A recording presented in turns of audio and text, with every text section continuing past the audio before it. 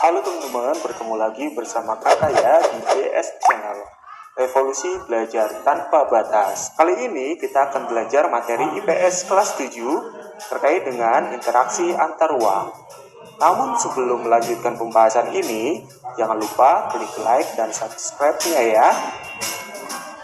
Ngomong-ngomong tentang ruang, apakah teman-teman tahu ruang itu apa? Dan adakah makhluk hidup yang tidak tinggal di ruangan?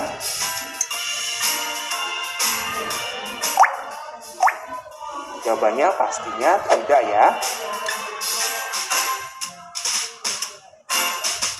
Jadi setiap makhluk hidup yang hidup di bumi pastinya memerlukan ruangan ya untuk melangsungkan hidupnya. Tanpa adanya ruang, maka semua makhluk hidup tidak memiliki tempat untuk hidup. Lalu apa definisi ruang itu sendiri ya? Ruang adalah tempat di permukaan bumi, baik secara keseluruhan maupun hanya sebagian, yang digunakan oleh makhluk hidup untuk tinggal. Ruang tidak hanya sebatas udara yang bersentuhan dengan permukaan bumi, tetapi juga lapisan atmosfer terbawah yang mempengaruhi permukaan bumi. Ruang juga bisa berbentuk perairan, seperti laut, sungai, dan danau. Ruang juga bisa berbentuk daratan, seperti gunung, hutan, dan gurun. Setiap ruang di permukaan bumi pastinya memiliki karakteristik yang berbeda.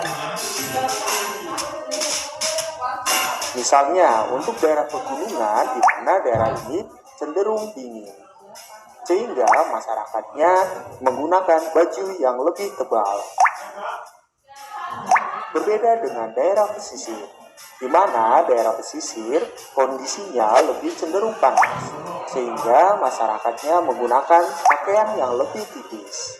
Komoditas yang dihasilkan kedua wilayah ini juga berbeda, di mana daerah pegunungan lebih banyak menghasilkan sayuran dibandingkan dengan daerah pesisir yang menghasilkan ikan dan garam.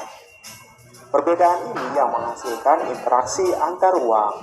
Interaksi antar ruang dapat didefinisikan sebagai hubungan timbal balik penghuni ruang dalam rangka untuk memenuhi kebutuhan karena perbedaan potensi setiap ruang. Selanjutnya, syarat terkait dengan interaksi antar ruang. Syarat yang pertama adalah saling melengkapi. Kondisi saling melengkapi atau complementary terjadi ketika dua wilayah atau lebih menghasilkan komoditas yang berbeda. Sebagai contoh, daerah pegunungan yang menghasilkan sayuran berbeda dengan daerah pesisir yang menghasilkan garam dan ikan. Perbedaan ini yang menyebabkan saling melengkapi antara daerah pegunungan dengan daerah pesisir, sehingga interaksi ini menjadikan makanan yang enak. Makanan yang enak ini bersumber dari daerah pegunungan dan daerah pesisir yang kita makan setiap hari. Yang kedua yaitu adalah kesempatan antara. Kesempatan antara atau intervening opportunity merupakan suatu lokasi yang menawarkan alternatif lebih baik sebagai tempat asal maupun tempat tujuan.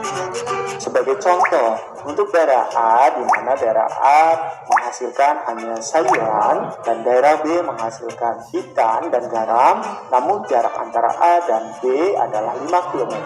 Sedangkan untuk daerah C, potensi sumber daya alamnya juga sama dengan daerah B, yaitu menghasilkan garam dan ikan.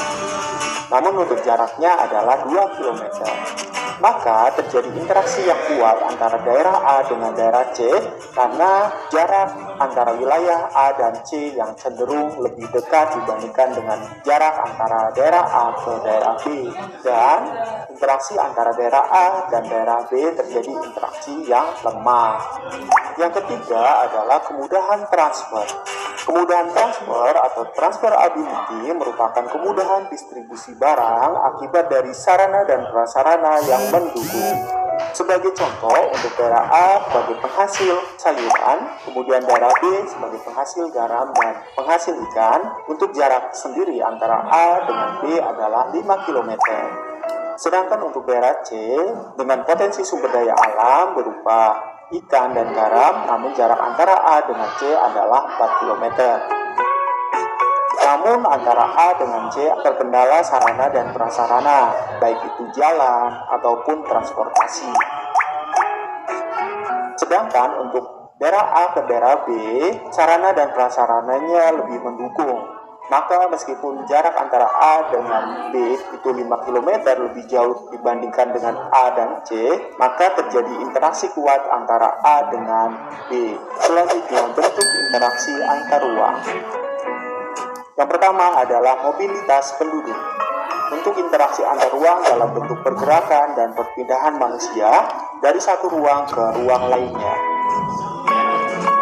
Contoh dari mobilitas penduduk yaitu adalah urbanisasi, ruralisasi, imigrasi, transmigrasi, perjalanan ke tempat kerja, dan perjalanan ke tempat wisata, dan lain sebagainya. Sedangkan yang kedua bentuknya adalah komunikasi.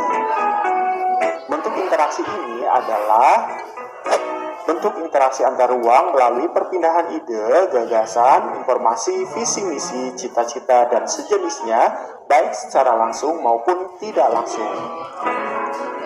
Contohnya, melihat tayangan berita, melihat tayangan televisi, membaca buku, dan lainnya. Yang ketiga adalah transportasi. Transportasi adalah bentuk interaksi antar ruang melalui perpindahan barang dari suatu tempat ke tempat lain. Sebagai contoh, pengangkutan barang, perdagangan, dan lain sebagainya. Terima kasih, semoga bermanfaat. Jangan lupa klik like dan subscribe-nya. Channel ini terus bisa memberikan manfaat bagi teman-teman semuanya. Salam dari JN Channel. Dah.